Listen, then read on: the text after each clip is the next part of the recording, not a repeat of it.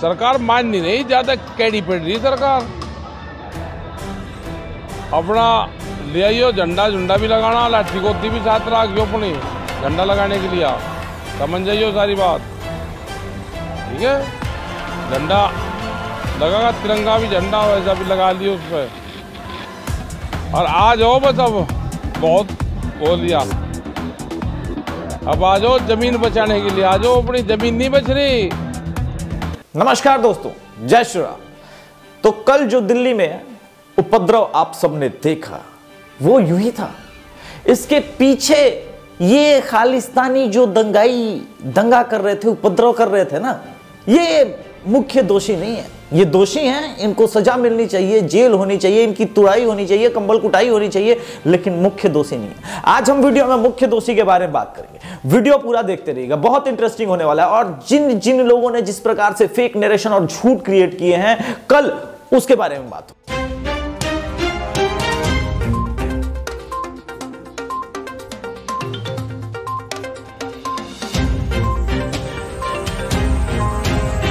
गुनाहगार नंबर 1 सबसे पहले नवनीत के ऊपर झूठ फैला रहा है ये राजदीप सरदेसाई।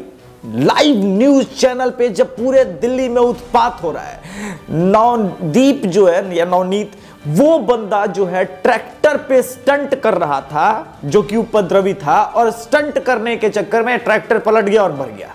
अब आप देखिए, जिसको लाइव नेशनल न्यूज पे राजदीप सरदेसाई इस प्रकार से झूठ बता रहा है, वो पहले देखिए। Very angry people right now.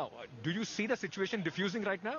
Not because the problem, Ankit, is that there is the dead body which is there, which was shown to me, of an individual who is allegedly Navneet Singh, 24 years old, who was reportedly driving one of the tractors, comes from Western UP, and because he's been shot in the head and suffered a bullet injury which has resulted in his death, I think the people out there feel that they want answers to who shot Navneet. So that's the reason I think that the anger has spilled over. They were already an angry group of people, but the death of Navneet, I think, Ankit, has in a way sparked off this kind of angry reaction.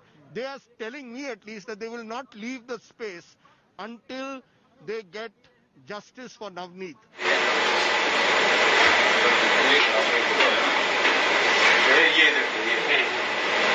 प्रधानमंत्री जी, आलोचना का वक्त चला गया है कि मैं राजदीप सरदेसाई की एपिसोड दर एपिसोड आलोचना करता हूं। इस झूठ के लिए इसको काला पानी की सजा होनी चाहिए, क्योंकि हम सब आपको वोट देते हैं ताकि हमें आप सुरक्षित करा सके।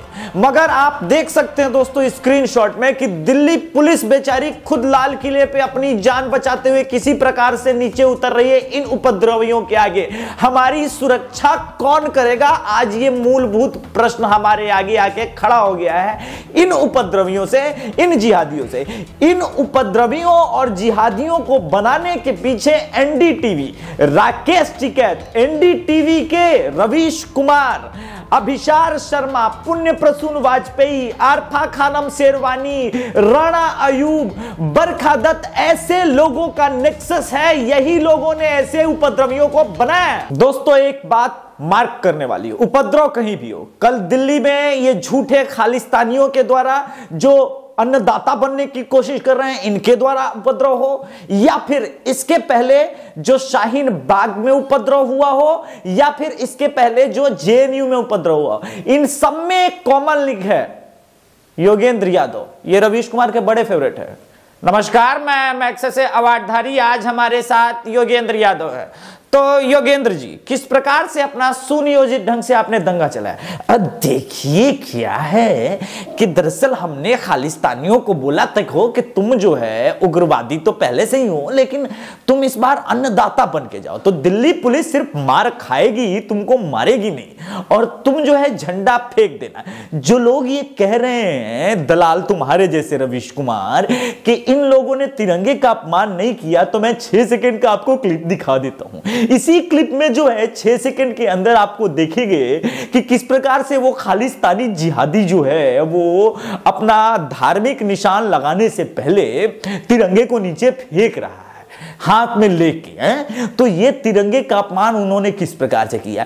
कुछ आरफा खानम जैसी और राणा आयूब जैसी जिहादन भी हमारे साथ है, वो ये कह रही है कि भाई ये निशाने जो है ये खालिस्तानी का झंडा नहीं है। मैं ये कह रहा हूं ये तो धार्मिक निशान है। मैं ये कह रहा हूं कि किसान आंदोलन में ये धार्मिक निशान कर क्या रहा था। ये सब हम योगेंद्र यादव जैसे लोगों ने ही तो प्लॉट किया, हमारे ही तो आदमी है। ये बात और है कि भारत की जनता हमारे मुंह पे थूक देती है, लेकिन आप ये समझिए रवीश जी कि हमारे जैसे हाई लेवल के दोगले जो है वो बार बार जन्म थोड़ी न लेते। हम तो वन एंड ओनली है। हमसे आप कहीं भी उपद्रव करवा लो, हम वहां प्रेजेंट रहते हैं। जैसे आपने जेएनयू में देखा, जब कामरेड लोगों को पीट रहे थे और कामरेड लोगों ने पहले संघियों को पीटा, तो पिटवाने वाला तो मैं ही था ना।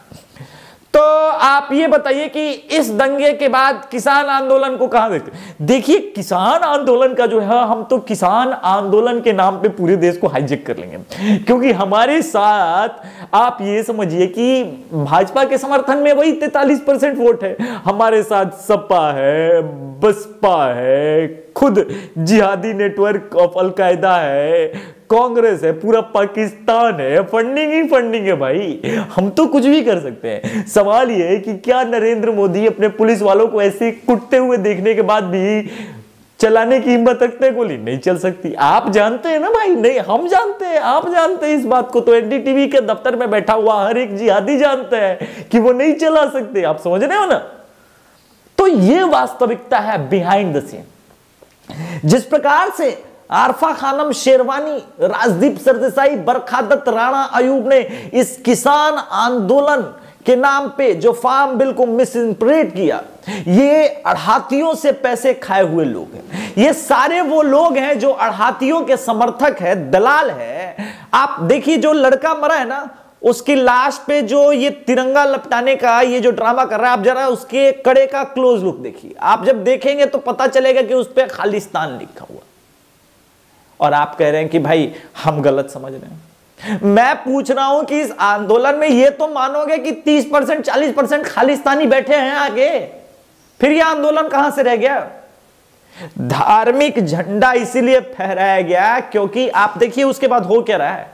ये पोस्ट सब देखिए कराची से, कनाडा से, पाकिस्तान से, कि ये धार्मिक झंडा है। और आप देखिए कैसा कंपैरिजन चल रहा है। पाकिस्तान अपने ऑफिशियल साइट से कहता है कि ये खालिस्तान का झंडा है। हो सकता है ये खालिस्तान का भविष्य में झंडा बन जाए, ये बड़ा मैटर नहीं करता। पाकिस्तान कितना इंटरेस्ट लेकर के इन सब चीजों को देख रहा है, ये बहुत महत्वपूर्ण सवाल है।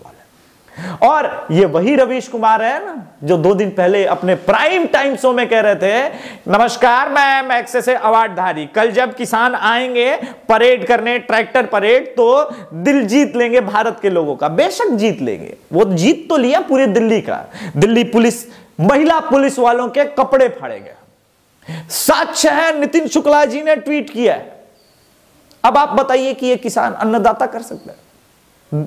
अन्नदाता पे इतना घिनौना इल्जाम ये लोग लगा रहे हैं। अन्नदाता बन के, पता है बचपन में मैंने एक कहानी सुनी थी, खड़क सिंह के, डाकू खड़क सिंह को एक संत महाराज का घोड़ा पसंद आ गया।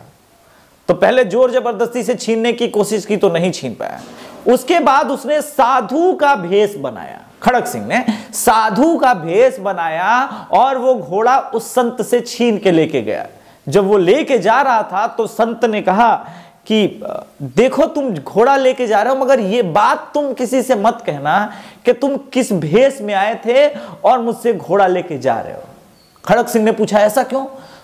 तो उसने कहा कि लोगों का संत से विश्वास उठ जाए कि संत आया और घोड़ा चुरा के लेके चले, इसलिए ये मत कहना कि तुम संत बन के आए थे। इसी वजह से ये जो दिल्ली में आंदोलनकारी घुसे हुए हैं, इनको कोई संत के तरह इनको किसान ना बोले, अन्नदाता ना बोले।